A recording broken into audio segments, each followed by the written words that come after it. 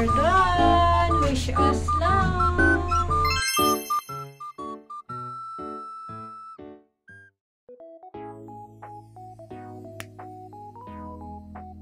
Hi guys! So today's video, samahan nyo kami na magpa-medical sa NHS Makati.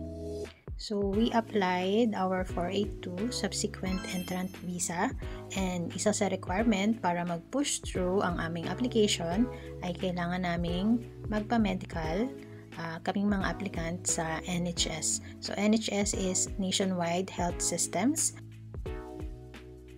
Nag-apply nga pala kami ng aming visa via DIY or do it yourself, but that's for another video. So nandito na kami ngayon sa Makati at kami ay nag-park dito sa building, then maglalakad kami papunta sa NHS. So tatlo pala kaming applicant, ako at yung aking dalawang anak, isang 17 years old and isang 10 years old.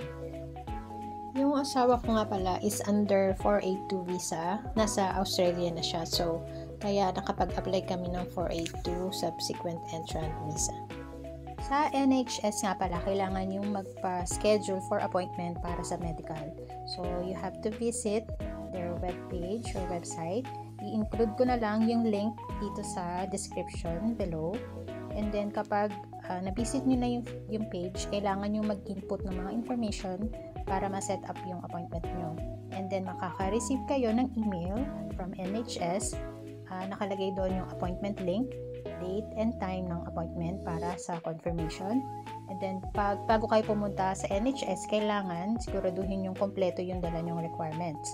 So ito yung mga requirements: surgical mask, medical request galing sa IMI account. Ito yung kapag na-lodge nyo na yung application, makaka-receive kayo ng medical request.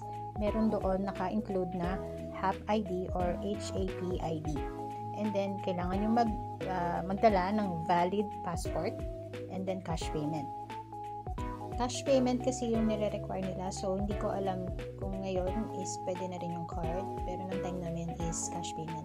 And then kung gusto nyo malaman yung package fees nila, kung magkano, i-visit nyo na lang din yung page, and then nakalagay din doon kung ano-ano yung mga laboratory na gagawin. Please double check nyo na rin kung ano yung iba pang mga requirements na suitable sa inyo, kasi iba-iba tayo ng case regarding sa health.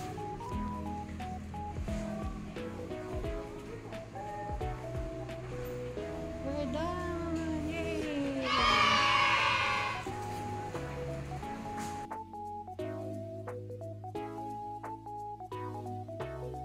We're done! Wish us luck!